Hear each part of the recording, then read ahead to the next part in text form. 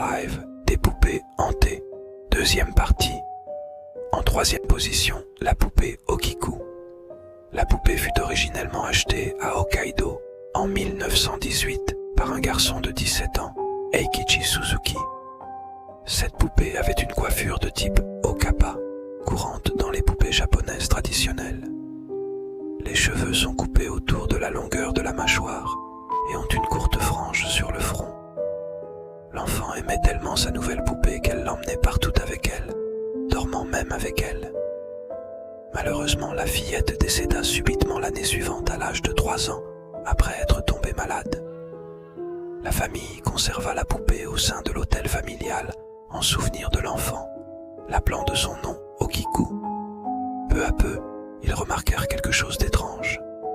La coupe de cheveux Okappa classique d'Okiku grandissait, les cheveux s'allongeant lentement mais sûrement. Cela fut pris comme signe que la poupée était possédée par l'esprit de la fillette. Des années plus tard, en 1938, le père de Kikuko donna la poupée Okiku au temple Manenji pour qu'il s'en occupe. Les prêtres se chargeaient de lui couper les cheveux tous les ans, afin qu'il ne dépasse jamais ses genoux.